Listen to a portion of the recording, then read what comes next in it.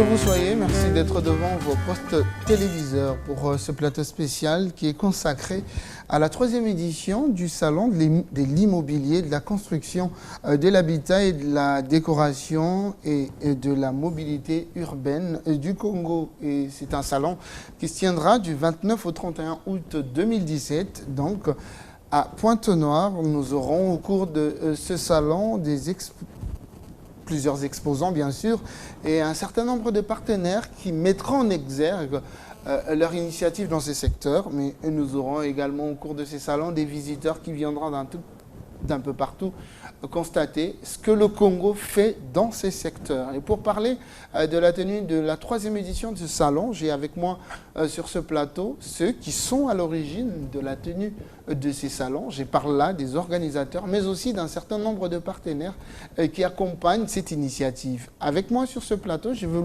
vous le présenter. En premier, il est co-organisateur de l'événement. Il s'appelle Désiré Bitouka. Il est donc, je le disais à l'instant, co-organisateur de l'événement.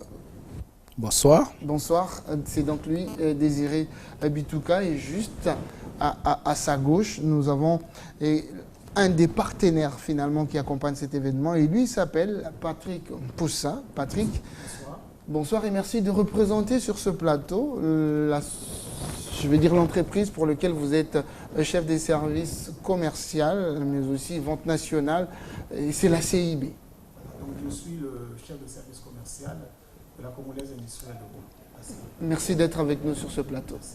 Alors, Patrick est à la gauche du co-organisateur de l'événement, et celui qui est à sa droite, eh bien, on l'appelle Julien Ilumbu. Et Julien Ilumbu est directeur exécutif de l'IBC. C'est une ONG qui est également engagée dans ces questions, une ONG internationale. Julien, bonsoir. Bonsoir. Eh bien, c'est comme vous l'avez dit, c'est Julien Ilumbu, je suis directeur exécutif de International Building Conception. Alors, je vais repartir vers Désiré Bitoukou. C'est la 3e fois que ce salon va avoir lieu au Congo. La toute première fois que ce salon a eu lieu, c'était à Brazzaville. Oui, effectivement, la première édition s'est déroulée au Palais des Congrès en 2015. La 2e édition donc, a eu lieu l'année dernière à l'hôtel Elaïs à Pointe-Noire. Et pour la 3e fois, vous êtes répartis à tout à fait, parce que à l'issue de la 2e édition, on a souhaité repartir sur Pointe-Noire parce qu'il y avait une certaine dynamique qu'on a ressentie pendant cette 2e édition. Alors, il faut déjà dire que ce salon a un certain nombre d'objectifs. Avant que vous nous édifiez sur les objectifs de ce salon, je voudrais que nos téléspectateurs qui sont en ce moment devant leur poste téléviseur connaissent un tout petit peu plus ce que vous êtes exactement. Alors, oui, en fait, avant peut-être de m'exprimer, de dire ce que je suis, c'est quand même important puisque ce que nous faisons n'a pu se tenir grâce quand même aussi à la volonté du chef de l'État. Les gens qui nous ont permis de faire ce que nous avons fait lors de la première édition, je pense au ministre Silou. Et lors de la 2e édition, je pense aussi au ministre Parfum Aimé Kousmavungu. Et puis d'ailleurs, à la première édition, il y avait aussi le ministre Mabiala qui nous avait aidés. Et moi-même, en fait, je suis donc congolais, de ce qu'on appelle ressortissant de la diaspora. Je vis en France depuis un certain nombre d'années. J'évolue dans l'immobilier de bureau. J'ai aussi en gestion un centre commercial et un entrepôt logistique. Donc, grosso modo, je fais du grand compte. J'ai à peu près 5 millions d'euros de patrimoine que je gère en gestion. Alors, moi, je veux le représenter à ma manière. C'est un expert. Il est détenteur d'une certaine expertise dans les secteurs immobiliers. Il n'a pas voulu le dire avec mes mots. Bon, je le dis à ma manière. C'est pour ça que nous l'avons sur ce plateau, parce qu'il est, je le disais d'entrée de jeu, co-organisateur de cet événement. Et à ce titre-là, nous l'avons sur ce plateau pour que vous, amis téléspectateurs, soyez suffisamment édifiés de par son expertise de ce que nous allons évoquer sur ce plateau, parce qu'il en est, j'insiste, co-organisateur. Merci pour toutes ces précisions. Je vais passer la parole à Patrick, si vous me le permettez. Vous êtes j'ai envie de dire, dans la vente, vous êtes commercial, c'est votre profil. Édifiez-nous en quelques lignes sur la structure que vous représentez ce soir. Alors, donc, la Congolaise industrielle de bois, c'est une entreprise de droit congolais installée à Pokola, dans le département de la Sangha. Elle est présente au Congo depuis les années 69. Elle est dans l'aménagement forestier et la transformation du bois. Et plus particulièrement, en fait, au niveau du salon, on est partenaire surtout dans la commercialisation des maisons en bois, que depuis plus de 5 ans que nous commercialisons. Donc en passant, disons que la CIB a commencé à faire des maisons de bois il y a cela plus de 40 ans pour d'abord loger ses agents. Et depuis plus de 5 ans, nous faisons des maisons en bois à la destination de tous ceux qui veulent en fait en acquérir. Alors nous aurons l'occasion de revenir parce que c'est une très belle expérience. Au jour d'aujourd'hui, parler des maisons en bois dans un pays où l'on sait qu'il y a une forte présence des forêts et l'exploitation des forêts justement aboutit à cela. Nous aurons l'occasion de revenir là-dessus, mais je vais passer la parole cette fois-ci à Julien pour que finalement on arrive à le connaître aussi lui un peu plus que tout à l'heure. Bon, en fait, Julien Ilumbu est maquettiste, architecte, et en fait, on a eu plus d'opportunités de travailler ailleurs qu'à Brazzaville. Nous avons eu un passage très excellent au niveau de l'EAMO, qui est l'école africaine des métiers de l'architecture et de l'urbanisme, là où j'ai été enseignant. Et également, cette école m'a utilisé comme expert dans d'autres domaines, dans des activités liées au niveau de l'école. Et présentement, nous sommes à Brazza, où je dirige une ONG appelée IBC, International Building Conception. Mais en réalité, cette structure n'a pas connu la naissance ici, a connu la naissance en Côte d'Ivoire, et puis appuyée par l'EAMO et enregistrée au Congo-Brazzaville. Donc, c'est une ONG qui a un statut congolais, qui a un droit congolais, et c'est pourquoi nous sommes là. Alors, ce que je retiens, c'est que ce soit notre frère du côté de la CIB, que ce soit vous, vous êtes associés à l'organisation de cette 3e édition. Je reviens vers vous parce que Désiré, finalement, vous attirez de la compétence. Dites-nous quels sont les objectifs, finalement, vous êtes à votre 3e édition, les objectifs qu'il y a derrière cette organisation. Alors, nos objectifs, en fait, par rapport à cette 3e édition, c'est aussi d'attirer les investisseurs au Congo, parce qu'il n'y a pas de raison que les visiteurs étrangers partent en Afrique du Sud, au Kenya, au Sénégal. Donc notre premier objectif, c'est attirer les investisseurs, attirer les touristes au Congo. C'est-à-dire que derrière ça, développer aussi, diversifier, participer à la diversification de notre économie en tant que privé, en tant qu'acteur privé. Donc nous organisons un cadre privé qui permet aux entreprises privées qui interviennent dans le secteur de l'immobilier de se retrouver et montrer aussi à la fois aux Congolais le savoir-faire.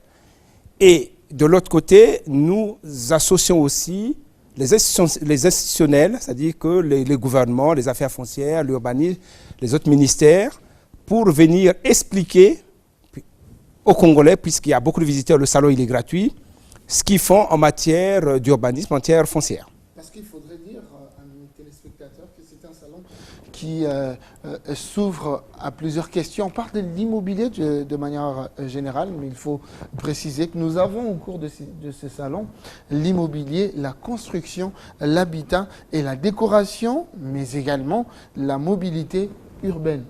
Cas du Congo. Plusieurs questions mises ensemble.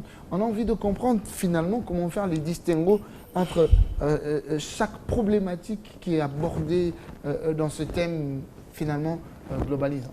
Alors, dans ces termes, en fait, il va me compléter. C'est un choix que nous avons. De toute façon, c'est. Oui, non, mais oui, tout à fait. Voilà, chacun répondra. L'immobilier, parce que c'était important pour nous d'informer ou finalement de spécifier que dans l'immobilier, il y a à la fois l'habitation, il y a l'immobilier de bureau, il y a les commerces, il y a l'immobilier commercial. Dans l'immobilier commerce, donc il y a les magasins, les boutiques, il y a aussi les hôtels. Donc voilà, donc c'est un concept un peu générique. Bien qu'au Congo, on assimile souvent l'immobilier à l'habitation, au logement. Mais en fait, l'immobilier, c'est assez vaste. Donc c'est à la fois pour sensibiliser aux investisseurs ou même aux Congolais, qui sont aussi des investisseurs nationaux, que, attention, l'immobilier, ce n'est pas seulement le logement ou l'habitation. Et vous avez évoqué la construction également. Voilà. La construction, en fait, derrière cette notion de construction, c'est une manière de mobiliser, de dire aux décideurs, aux investisseurs, aux maîtres d'ouvrage, qu'il y a dans la construction des entreprises congolaises. Mais c'est surtout aussi des produits locaux. Des produits locaux, donc là, par exemple, c'est le cas de CIB, il va s'expliquer, parce qu'aujourd'hui, c'est quand même dommage d'aller toujours chercher des produits dans la construction à l'extérieur, avec des coûts qui sont généralement élevés, alors que nous pouvons utiliser des matériaux locaux, sachant que lorsqu'on va acheter à l'étranger, lorsqu'on va en Guangzhou, on vend souvent en Guangzhou, enfin je cite ce cas-là, c'est quand même notre argent, c'est quand même notre économie qui va ailleurs. Or là, on parle de la construction pour que... Avant que vous êtes la CIB, il parle du fait que les Congolais vont en Guangzhou pour s'approvisionner en immobilier fait en bois. D'ailleurs, on parle du faux bois, hein. Vous savez mieux que moi, vous êtes dans ce secteur d'activité. Est-ce que cela n'est pas dû au fait que vous, CIB par exemple, vous ne proposez pas au marché congolais un produit finalement où la finition arrive à convaincre? Dites-nous. Aujourd'hui, technologique, très très puissante, au niveau de ce qu'on utilise, tout fait de façon numérique. Donc ça veut dire qu'aujourd'hui, nous arrivons à concurrencer au niveau international. Vous arrivez à concurrencer au niveau international, mais on a du mal à voir vos produits réellement sur le marché. Qu'est-ce qui se passe? Mais ce qui se passe, c'est qu'à un moment donné, on a le carnet de commandes qui est rempli. Ça de commandes est rempli. Donc ça, c'est une réalité. Et votre carnet de commandes, il est rempli par des Congolais, par les entreprises congolaises, par...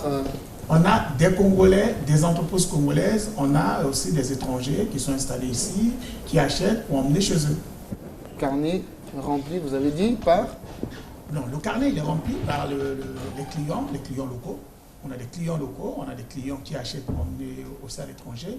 Aujourd'hui, on est en train de l'orner aussi un certain nombre de pays autour de nous pour voir comment proposer nos produits. Je voulais en fait revenir sur quelque chose, sur ce que Désiré expliquait tout à l'heure. Ce salon, c'est une opportunité pour nous, les entreprises installées au Congo. Des entreprises qui communiquent très peu. Les entreprises installées au Congo. Et qui communiquent très peu. De pouvoir présenter ce que le Congo est capable de proposer en matière de matériaux locaux dans le domaine de la construction et dans le domaine de l'immobilier. Vous savez, je donnerai une information. J'ai besoin d'apprendre de découvrir un Congolais qui taille la pierre ici au Congo. Qui taille la pierre. Il fait du gravier et tout, et il taille aussi la pierre. Les moulins qu'on retrouve aujourd'hui, il taille. Il s'est fait par un Congolais. Et ce sont des expériences aujourd'hui que nous devons être capables de valoriser. C'est comme la même chose que aujourd'hui, la CIB a décidé de valoriser son bois en faisant des maisons écologiques. Et ça permet de toucher le Congolais qui sache que ce n'est pas une maison telle qu'à l'époque on pouvait trouver une maison en planche quelque part, c'est vraiment une maison d'habitation moderne. On les fait descendre pour les bureaux, pour les maisons pour les bureaux, comme pour les chantiers et comme pour l'habitation. J'ai très envie de vous poser la question de savoir à quel coût à peu près cela correspond, mais je ne pose pas cette question parce que je veux passer la parole finalement à l'ONG qui détient une certaine expertise dans ces secteurs.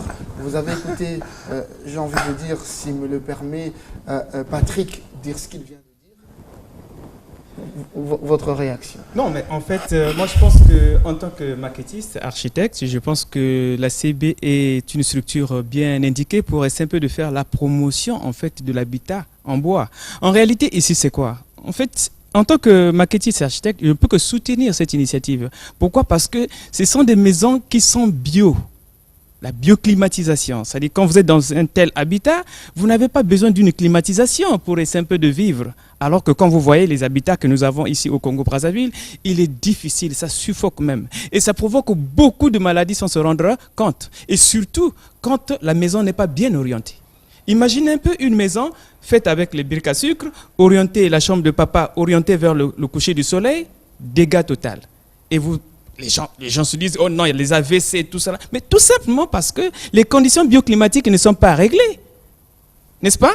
alors que cet habitat fera du bien pour les Congolais qui n'ont pas les moyens de climatiser leur maison. C'est justement pour ça que finalement vous avez... Le salon de l'immobilier est à point nommé en réalité. Donc aujourd'hui, vous l'avez posé la question de savoir, mais ça ne court pas les rues du Congo, de Brazzaville, tout simplement parce qu'il n'y a pas de salons qui sont les milieux, les occasions qui sont appropriées pour faire la promotion de ces... Peut-être que vous avez votre part de responsabilité dans ce que l'on ne connaît pas trop bien l'existence de ces opportunités. Non, c'est parce qu'il manquait les salons, il manquait les salons pour faire la promotion de cet habitat. S'il vous plaît, j'ai la police des débats. Je veux simplement rappeler que je reste celui qui tire le commande de ce plateau spécial organisé pour faire la promotion, je le rappelle, du troisième salon de l'immobilier, de la construction, de l'habitat et de la décoration, mais également de la mobilité urbaine. Et avec nous sur ce plateau, ceux avec qui je suis en train d'échanger, eh bien, c'est des acteurs directement impliqué dans ces questions, mais c'est lui qui est tout au milieu, c'est lui qui est co-organisateur, c'est à lui que je veux repasser la parole, parce que je voudrais finalement que nous revenions sur un détail. C'est très bien, je me rends compte qu'il y a de la compétence. Dites-nous, le salon, à ce que je sache, se tiendra du 29 au 31 août. Au-delà de l'ensemble des questions que nous avons évoquées ici, revenons sur les salons en lui-même. Est-ce que toutes les conditions sont réunies pour que ces salons soient un succès? Ah oui, non, mais de toute façon, nous avons maintenant, après 2 éditions, la première et la deuxième, nous avons une expérience.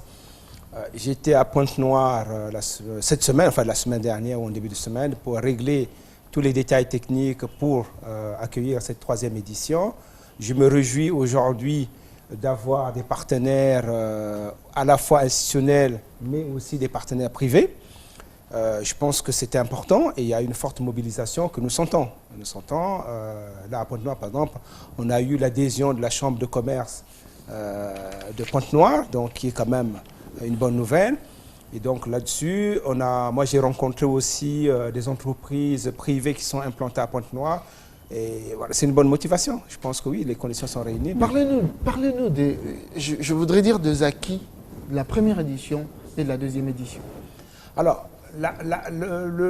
l'acquis par rapport à la première édition, qui s'est déroulée d'ailleurs à Brazzaville, nous avons beaucoup discuté sur les coûts ou les prix de vente des maisons. Les prix de vente des maisons. Et Dieu merci, aujourd'hui, dans les échanges que j'ai eus, par exemple, avec Maisons sans frontières, pour pas les citer, je pense qu'à la 3e édition, les contacts avec qui j'ai eu, qui m'ont dit qu'ils étaient en train de préparer, je n'ai pas affiné, ce n'est pas encore affiné, une maison qu'ils vont présenter à la 3e édition du salon, qui sera un prix abordable par rapport au prix qui était indiqué lors de la première édition. La 2e édition, l'expérience qu'on en a tirée, c'est par exemple qu'on a eu la participation de la CIB. On a eu aussi la participation de la BCH qu'on n'avait pas lors. C'est une banque, la Banque congolaise de l'habitat, qu'on n'avait pas lors de la première édition. Donc je pense qu'aujourd'hui, nous sommes en discussion, on regarde avec les banques, la Société Générale et puis les autres banques de la place.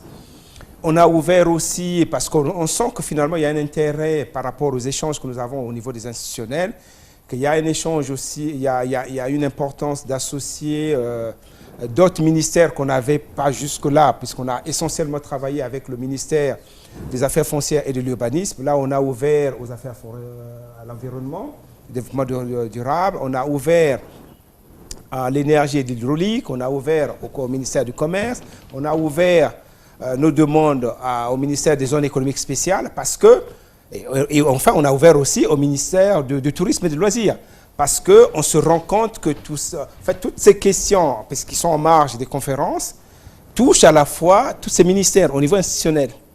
Et aussi, ce qui est très important, c'est que finalement, pour la 3e édition, on va avoir aussi l'appui des Nations Unies Habitat, ce qui n'est pas négligeable, qui vont venir aussi nous partager leur expérience de ce qu'ils ont fait à travers le monde. Et on a aussi l'Union africaine Habitat, qui va venir aussi partager son expérience de ce qu'ils font dans d'autres pays africains. Donc, alors, c'est des éléments, j'ai envie de dire, assez importants que vous nous partagez ici. Finalement, je pense que l'ensemble des téléspectateurs conviendraient avec moi que lorsqu'on vous attend parler, on a envie de retrouver l'élément impact sociétal dans ce que vous êtes en train de dire. Je sais que vous êtes celui qui est mieux placé pour nous édifier là-dessus, mais avant que vous ne réagissiez à cette question, je retourne la même question vers nos deux autres invités sur ce plateau. Je vais commencer donc avec Patrick. Patrick, finalement, quel est l'impact sociétal qui se cache derrière cette initiative ?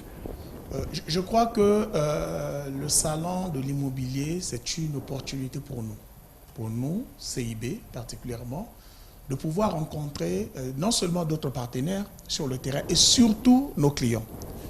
Rendez-vous compte qu'à la deuxième édition, on est tombé sur une entreprise à Pointe-Noire qui proposait un produit qui lutte contre tout ce qui concerne l'humidité. L'humidité, vous avez des bâtiments à Pointe-Noire où vous avez pour un rien de l'eau qui peuvent remonter, les monter dans les murs, et vous mettez ce produit, ça s'arrête. Et nous, dans le domaine de la construction, des maisons en bois, on peut avoir ce genre de problème. Surtout que le Congo, il y a des problèmes d'humidité. Et c'est l'une des raisons que je crois que ce salon règle un certain nombre de problèmes. Pour nous, les entreprises, arriver à écouter les clients. Nous, là, on les a reçus. Ça nous a permis de terminer l'année 2016 en toute assurance, en sachant qu'on a rencontré un certain nombre de partenaires et qu'avec ces partenaires, on a eu l'opportunité de travailler avec aujourd'hui.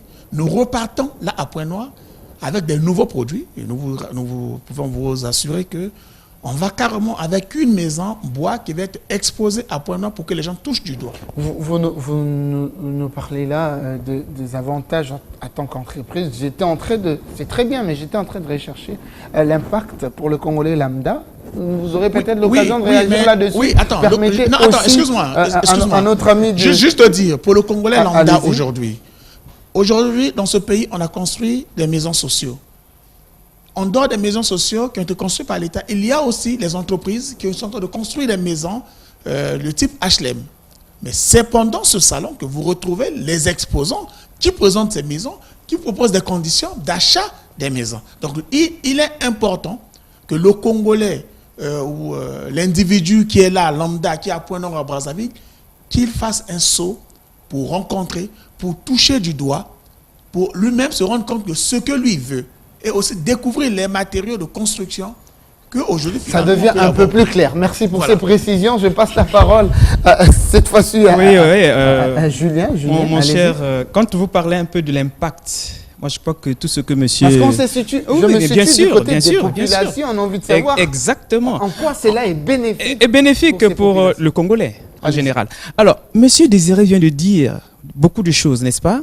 Et ces indicateurs-là prouvent à suffisance que ceux qui ont participé au premier salon et au deuxième salon ont pris le goût et ont compris la nécessité de continuer avec le troisième salon. Alors, je vais vous donner juste un exemple. Grâce à ces salons qui viennent de passer, les terriens du Congo ont compris que ça ne servait à rien de vendre les terres telles qu'ils le font aujourd'hui. Ils ont compris finalement qu'il faut être partenaire actuellement, actionnaire dans le foncier, au lieu de continuer à vendre les terrains tels que ça se fait. Donc c'est un impact positif. Vous voyez que les gens commencent à changer de mentalité. À cause de vous, bien sûr, à cause de ce salon. À trouver des terrains maintenant. Non, au contraire. En fait, le salon va préparer les conditions d'aménagement pour que vous trouviez des terrains viabilisés, chose qui ne se faisait pas avant. Quand vous allez ailleurs, on vous vend le terrain déjà avec toute la viabilisation nécessaire. C'est-à-dire il y a déjà l'eau, le courant, le gaz, tout est déjà prêt. Et vous faites que construire. Au cas contraire, s'il y a une société de gestion immobilière, eux, ils font la construction. Alors donc, voilà un peu les avantages, en fait. Je note dans vos propos un certain nombre de faiblesses que le Congo doit relever. Vous avez parlé de la viabilisation des terrains. Je veux me retourner à nouveau vers Désiré. Oui. Dites-nous, il a soulevé des points comme la disponibilité de l'eau, de l'électricité, du gaz qui doivent déjà être disponibles au moment où on contracte un contrat pour pouvoir disposer d'intérêt. Et y a-t-il derrière ces salons une réponse à ces questions, par exemple? Alors, en fait, la réponse au salon, par rapport au salon, c'est d'avoir en marge des salons des conférences thématiques. En fait, le constat qui s'est présenté à nos deux grandes villes, puisqu'il faut reconnaître... On parle de Pointe-Noire et Brazzaville. Oui, voilà, Pointe-Noire et Brazzaville, c'est 61 ou 62% de la population du Congo. C'est que nous avons des villes qui grandissent un peu anarchiquement. Comme disait Julien, nous avons par le passé des terriens qui vendaient des parcelles ou des terrains qui n'étaient pas lotis, qui n'étaient pas viabilisés, avec des contentieux au niveau du tribunal qui étaient énormes, parce que ces mêmes terrains... Voilà, les 90% des problèmes, c'est vrai, voilà, c'est des problèmes. Voilà. Donc beaucoup de contentieux au niveau de la vente des terrains. Là, en fait, en marge du salon où il y a les exposants qui viennent proposer leurs produits, c'est aussi sensibiliser, informer aussi les propriétaires terriens, les citoyens, sur les règles, par exemple, en matière de vente de terrain. Parce que le travail qui a été fait, il y a eu un grand travail fait par le ministère des Affaires foncières, par l'urbanisme, sur la réglementation, qu'on ne vend pas un terrain, et voilà. Donc au niveau des terriens ici, nous avons toujours demandé qu'aucun terrain ne peut vendre un terrain qui n'est pas loti. Parce qu'il faut sécuriser eux-mêmes les terrains d'abord, et ensuite l'acquéreur. Et dans les ventes, il y a trois signatures, madame. C'est-à-dire, il y a la signature de l'acquéreur, et il y a la signature du vendeur, qui est chef de famille, pas n'importe qui. Parce qu'il y a des familles, effectivement, hier, c'est le cadet qui vendait, le petit vendait, le neveu. Donc, on ne savait pas qui est cette famille. Mais nous sommes retrouvés, désormais, nous avons porté l'attention de tous qu'effectivement, on ne peut vendre des terrains que celui qui est chef de famille. Et il y a deux signatures d'angle. La première signature, c'est l'acquéreur. La deuxième, c'est celle de famille. Et la troisième, c'est la signature du président de l'association des terrains de Mfoua, que je suis. Et ceci, c'est dans tous les départements du Congo. Nous avons demandé pour éviter les ventes anarchiques qui se proposaient de vendre. Et avec les investisseurs qui arrivent, c'est thème que nous aurons à signer ce qu'on appelle des conventions de partenariat, ou alors des protocoles participatifs également, et des bails anti-emphytéotiques. C'est ce que nous sommes en train de faire en ce moment précis. Et nous voulons faire de telle sorte que nous voulons élever le niveau des terriens, qui ne vont pas seulement sacrifier à la paupérisation, non. Aujourd'hui, nous sommes en train de faire de telle sorte que si les terrains peuvent être élevés, c'est ancien de contact, de contrat avec des investisseurs immobiliers, ça nous arrange pour essayer de revenir, pour terminer les ventes, parce que les ventes ne nous profitent à rien. Et même les expropriations pour cause de tuileries publique. Ça n'arrange pas au terrain parce que quand on veut exproprier, même les tombes ancêtres sont partis. Enfin, vous n'avez rien comme souvenir de vestiges. Alors, c'est important pour nous, pour l'avenir de nos générations futures. Il faut faire l'histoire avec ce qui arrive derrière nous. Puis qu'ils sachent que désormais, ici, il y avait, voilà ce qui existe. Ça dégringole sérieusement les recettes de l'État pour un pays qui dépend énormément du pétrole, même si ça remet au centre des débats la question de la diversification de l'économie. Allez-y. Non, mais je vais revenir aussi. Non, mais d'abord, sur l'impact social. Sur l'impact social, il y a d'abord en matière de santé publique. Par le passé, nous connaissons encore dans certains quartiers où vous avez des gens qui vont prendre leur douche et qui vont évacuer leurs eaux usées dans la rue. C'est pas normal. Donc, avec les conférences thématiques qui sont développées en marge du salon, on essaye aussi de sensibiliser les Congolais, les visiteurs, qu'attention, lorsqu'on est chez soi, dans la bonne villa, on ne balance pas les eaux usées dans la rue. Et aussi, il y a eu aussi un phénomène où, par le passé, on a vendu des quartiers entiers où on n'avait pas prévu des écoles, on n'avait pas prévu des marchés. En fait, en gros, on n'avait pas prévu des équipements publics. Ce n'est pas, au fond, un problème de plan de développement urbain qui se pose?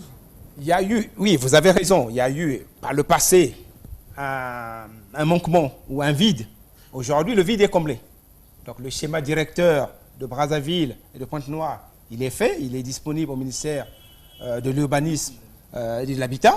Donc, et on en profite là, par exemple, au salon, à la 3e édition, il y aura tous les acteurs justement du ministère qui viendront maintenant sensibiliser davantage. Ils le font déjà. Maintenant, ils vont sensibiliser davantage sur maintenant la réglementation, sur l'urbanisme, sur comment faire grandir nos villes. Je salue avec vous les efforts consentis par le gouvernement de la République pour corriger les faiblesses que nous avons relevées au cours de nos échanges. Mais j'ai envie de poser un autre problème parce qu'il est réel, mais je ne le vous pose pas à vous. Je vais me retourner vers nos deux autres invités. Je voudrais parler de la compétence.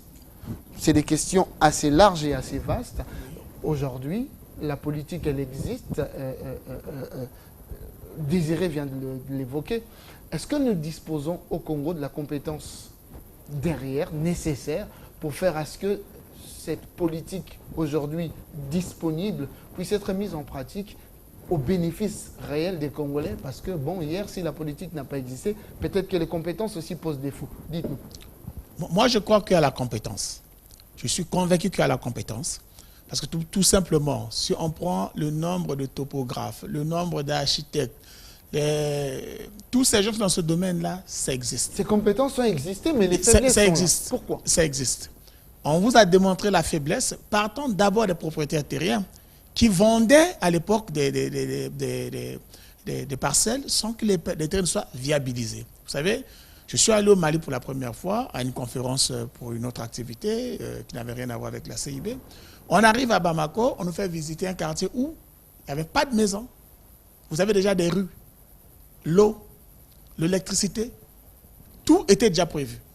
Donc la personne qui achetait, s'il prenait ses 800 mètres carrés, tout ça c'était déjà prévu. Et même le numéro de la parcelle était déjà prévu. Le lotissement était voilà, déjà fait. Et regardez ce que nous vivons dans les quartiers comme Kombo, comme Massengo au jour d'aujourd'hui. C'est ça la réalité. Raison pour laquelle c'est important que dans ce genre d'assises, qui ne sont pas seulement de la promotion pour nous, les entreprises, c'est aussi l'occasion d'échanger sur les matériaux de construction, sur les conditions de construire. Tout à l'heure, Julien, vous parlez du bois, mais imaginez le nombre de béton que nous mettons dans nos villes avec les chaleurs que nous avions. Est-ce que vous imaginez ce genre de choses? Merci à vous. Avant de faire réagir Julien sur la même question, d'ailleurs, je voudrais rappeler à nos téléspectateurs que nous sommes sur ce plateau dans le cadre de la 3e édition du Salon de l'immobilier, de la construction, de l'habitat et de la décoration, mais également de la mobilité urbaine. On parle moins de la mobilité. Jusque-là, on était dans l'ensemble des autres questions, simplement parce qu'il est important que l'opinion retienne que ces salons vont mettre à votre disposition un certain nombre d'éléments qui vous permettront de mieux appréhender le fonctionnement de ces secteurs et peut-être de faire des choix un peu plus judicieux. Julien, je me retourne vers vous. Merci de compléter sur la même question. En fait, je suis d'accord avec Patrick. En fait, ce ne sont pas des compétences qui manquent. En réalité, l'aménagement nécessite qu'il y ait des docteurs, des professeurs pour faire l'aménagement, tel qu'il vient de le dire, l'expérience vécue au Mali. Je ne pense pas. Moi, je crois que c'est un problème d'organisation, tout simplement. Aujourd'hui, le salon de l'immobilier prend le bâton, en fait, pour nous aider à vulgariser. Il manque tout simplement l'information. Mais sinon que les compétences y sont. Alors, imaginez un peu quelqu'un qui construit en béton, comme vient de dire Patrick.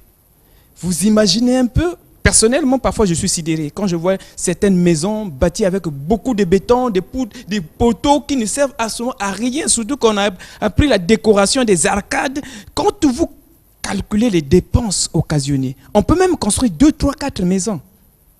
Alors qu'avec le bois, ça serait très facile. C'est peut-être parce que le Congolais ne dispose pas de la bonne information. Ce salon vient répondre à... Mais bien sûr, ce salon... Attendez. Oui, mais attends. Il y a aussi la volonté de mettre en avant... ces choses. Parce que, attendez, aujourd'hui, quand vous circulez dans Brazzaville, à Pointe-Noire, vous avez beaucoup d'immeubles avec des châssis alu. Est-ce que ce sont des alus, des aluminiums qui sont fabriqués au Congo? Non, on va importer. À un moment donné, il faut dire stop. Je voudrais vous rappeler une chose, que ça fait un bon moment qu'on est sur ce plateau, mais lentement et sûrement, nous allons vers la fin. Oui. Alors, je voudrais qu'on devienne un peu plus tranchant pour que l'opinion retienne l'essentiel. Alors, nous allons dire sur ce plateau. Désiré, tu as envie de dire... Oui, par rapport à la mobilité... Tu as envie de dire un certain nombre de choses, mais je veux repasser la parole. Non, juste avant de repasser la parole à Patrick. Vas-y, Patrick, donne le micro à Patrick, Désiré va finir. Par rapport à la mobilité urbaine. Non, en fait, la mobilité urbaine, derrière ce concept, c'est comment on va se déplacer. Tout à fait. Le cas concret, c'est Kintélé. Aujourd'hui, on est content d'avoir 2 axes et puis il y a le grand axe qui a été construit. La route rapide. Voilà, la route rapide. Mais demain, est-ce qu'on continue aujourd'hui à circuler en taxi, donc le modèle qui est plutôt privé avec les impacts écologiques, ou on adopte demain des métros, des tramways? C'est aussi des choix à faire. Et au courant ce salon, mais courant ce salon, justement, il y a des experts qui vont démontrer les avantages et les inconvénients des modes de transport qu'on va développer dans les années à venir, sachant que dans peut-être 4 ou 5 ans, on va peut-être être 5 ou 6 millions d'habitants. alors, au cours de ces salons, les salons passés, vous avez également posé des problématiques, évoqué des problématiques liées à l'alternative sur des questions liées à la disponibilité de l'eau potable, par exemple. Ah ben tout à fait, parce que là la réflexion aujourd'hui, elle est presque aboutie, parce qu'on ne va pas inventer. Aujourd'hui, dans un pays où il pleut 8 mois dans l'année, est-ce qu'on continue à pleurer dans les quartiers en disant que la SNDE n'amène pas l'eau, ou on va avec d'autres solutions alternatives, comme le stockage de pluie? Patrick a très envie de parler du bois. Continuons à parler de l'eau. On reviendra sur le bois tout à l'heure. Allez-y, Désiré. Oui, non mais, à Pointe-Noire, j'ai vu une société, pour ne pas faire la pub, qui commercialise des bâches, enfin des bacs, au lieu de faire des bâches, on commercialise des bacs plastiques. Donc est-ce que ce n'est pas mieux d'encourager justement ces bacs-là pour le stockage d'eau pluviale, puisqu'il pleut quasiment toute l'année, ils ont même les plus gros fonds 10 mètres cubes, donc 10 000 litres, au lieu tout le temps, parce que derrière la SNDE, c'est quand même l'extension du réseau.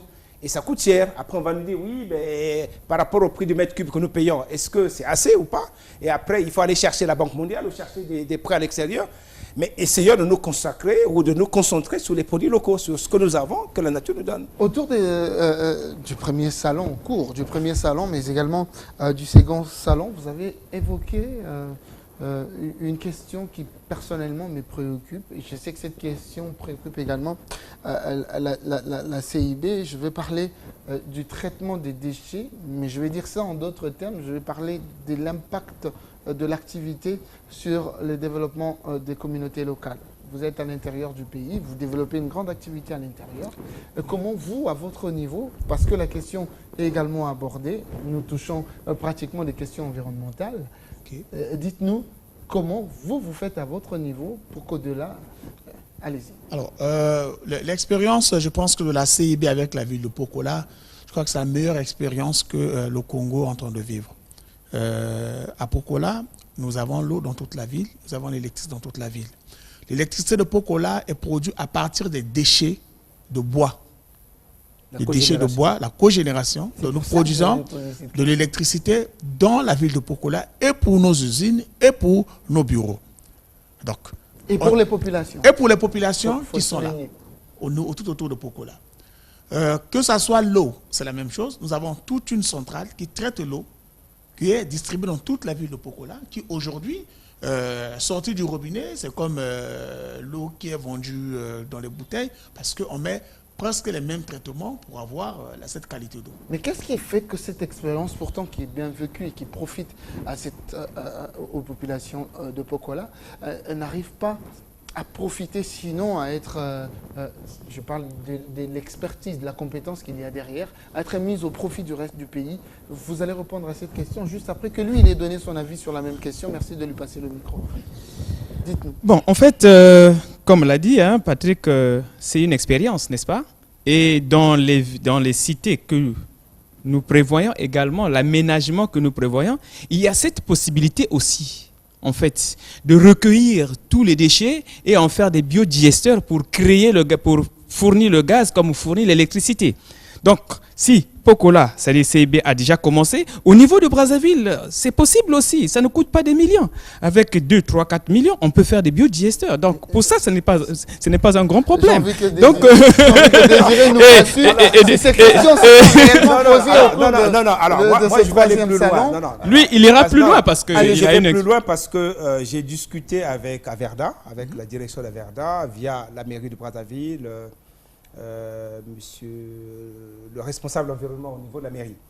En fait, il y a des réflexions qui vont démarrer ou qui existent déjà, mais en fait, il y a eu des choix qui ont été faits sur, par exemple, le compostage. Et nous pensons que compte tenu du déficit aujourd'hui, parce que Pokola, c'est vrai qu'en termes démographiques, je ne sais pas combien de millions de 12 000 habitants. Brazzaville, on est à plus d'1,2 million d'habitants. Et puis, il ne faut pas aussi oublier que notre source de production nationale est plutôt hydraulique. Donc là, c'est vrai que les déchets aujourd'hui, c'est une opportunité. Et c'est des discussions que nous avons eues aussi avec Patrick. Moi, j'en ai discuté aussi avec la direction d'Averda. Ils attendent d'installer leur matériel de balance, de comptage, de poids de tonnes de déchets, pour que derrière, nous fassions, pour ma part en tout cas, des études de faisabilité pour produire à partir des déchets de l'électricité qu'on pourrait injecter sur le réseau, la SNE. Alors, je l'ai dit tout à l'heure, lentement mais sûrement, nous allons vers la fin de ce plateau. Je veux vous repasser la parole cette fois-ci pour que vous vous adressiez pour vous aux cibles principales de ce salon. Qu'est-ce qu'ils doivent retenir? Alors, la seule chose à retenir, il faudrait que les Congolais viennent nombreux au salon. C'est-à-dire que venir visiter, parce que c'est une opportunité de rencontrer les institutionnels et les entreprises qui exercent au Congo. Et voir aussi les atouts de ce que les Congolais qui entreprennent sont capables de faire. La deuxième chose que je voulais simplement dire auprès des entreprises, d'être présentes. Je pense aux banques, parce que pour construire, il faut des financements. Et moi, j'ai tendance à penser qu'aujourd'hui, les prêts, les taux qui sont pratiqués sont énormes. Mais là encore, ça, c'est au gouvernement de réguler, de voir comment inciter, quelle est la politique d'incitation à mettre en place. Mais je pense qu'aujourd'hui, les taux qui sont pratiqués sont énormes. Donc, pour moi, je pense que le salon de l'immobilier, dans son ensemble tel qu'on l'a vu avec tous les concepts, permettra à toutes les entreprises qui exercent au Congo de venir montrer aux Congolais ce qu'ils sont capables de faire.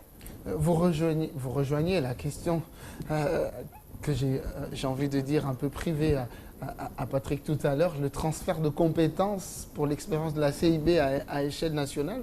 Il a répondu en partie. Je te laisse répondre sur cette question et ensuite on va. Je crois que la CIB reste une entreprise citoyenne. On est présent dans le marché congolais. Nous sommes disposés à partager notre expérience. Nous avons reçu il y a quelques mois le chef du gouvernement, le Premier ministre Clément Mwamba, qui est venu visiter notre centrale à biomasse de cogénération pour se rendre compte de ce qui peut se faire, qu'on pourra faire ailleurs. Que la CIB ne soit pas fermée à ça. Aujourd'hui, l'idéal pour nous, c'est que partout où on peut faire, on pourra le faire. Voilà, ça, c'est possible. En plus, n'oubliez pas que la production d'électricité, ce n'est pas notre cœur d'activité. Notre cœur de métier, c'est l'aménagement des forêts et la transformation de bois. Ça, c'est notre cœur de métier. Maintenant, il faut laisser à ceux qui sont spécialistes de ces questions de les faire. Je sais aussi qu'aujourd'hui, nous, par expérience aussi, je vous donne cette information, on a eu des maisons qu'on a eu à faire pour certains de nos clients qui aujourd'hui marchent avec de l'énergie solaire. Que ce soit l'eau, tout ce qui est là-dedans, ils sont contents aujourd'hui. Donc, en fait, j'en profite, parce que je pense que je ne me donnerai plus la parole, d'inviter les entreprises comme nous, de faire comme nous, de venir montrer ce qu'on est capable de faire. Ça permettra de commencer à faire des échanges entre nous, les entreprises, de se connaître, de connaître les besoins, de faire tourner l'activité. L'expérience que vous annoncez, c'est là où on peut échanger ces expériences-là, pour découvrir les capacités qu'on retrouve au niveau national. Je crois que c'est pendant ce salon, pendant ce genre de rencontre d'échange, ça peut se faire. Ça va être votre mot de la fin. Vous le savez déjà, de toute façon. Merci de passer le micro à Julien. Non, merci beaucoup, merci beaucoup. Comme vous savez que IBC est partenaire du 3e salon de l'immobilier. Alors, IBC est avant tout pour la formation des jeunes dans les métiers de l'habitat, métiers de la construction, comme le foncier. Donc, en fait, l'objectif que nous avons à partir d'aujourd'hui, c'est de mobiliser les jeunes qui pensent qu'ils n'ont pas la possibilité de faire quelque chose. Le 3e salon est vraiment venu à point nommé pour aider les jeunes, n'est-ce pas, à se découvrir en quelque sorte. Parce que le salon est là pour mettre un grand réseau en place. Et dans tout ce que nous venons de dire. Alors, si vous me permettez un peu de rappeler... Très rapidement. Oui, que le salon a 14 axes Je dis bien 14 axes. Il y a non pas seulement l'aménagement extérieur, assainissement, voirie, tout cela, l'urbanisme, l'architecture, construction, développement durable et green habitat. Alors, donc tout ça c'est pour aider les jeunes. Oui. Favorablement à notre invitation. Exactement. Nous courons derrière le temps. On va Merci beaucoup. La parole à Désiré. Désiré, je rappelle que vous êtes co-organisateur de cet événement. Nous sommes arrivés à la fin de ce plateau. Je voudrais, peut-être que vous avez un message que vous estimez extrêmement important à passer. Allez-y, passez ce message et juste après, on va se séparer. Le vrai message que je voudrais en fait d'abord donner moi ou faire passer, c'est de montrer ou de demander au gouvernement de nous soutenir par rapport à ce que nous faisons.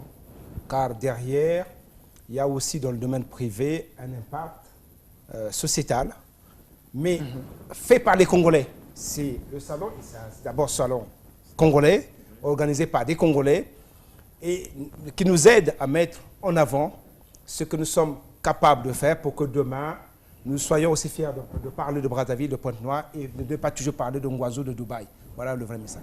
Si vous nous avez suivis, merci de retenir que ce plateau spécial a été organisé pour faire lumière sur la tenue à Pointe-Noire. Ça sera à l'hôtel Elaïs du troisième édition du Salon de l'immobilier, de la construction, de l'habitat, de la décoration et de la mobilité urbaine du Congo. Ces salons est donc ouvert à l'ensemble de Congolais, sachez. C'est, comme on dit, entrée libre, donc il n'y a pas de conditions pour participer. Vous êtes intéressé par ces questions, vous êtes Congolais lambda, sachez que cela va vous édifier, vous servira forcément. Je parle des informations qui seront disponibles ou dispensées au cours de ces salons. Merci à l'ensemble de l'équipe technique qui nous a aidé à réaliser ces plateaux et merci à l'ensemble de nos invités qui finalement ont accepté d'échanger avec nous sur ce plateau autour de ces questions. Je rappelle la date du 29 au 21 août 2017. Ça se passe à Pointe-Noire, à l'hôtel Elaïs. Merci de nous avoir suivis.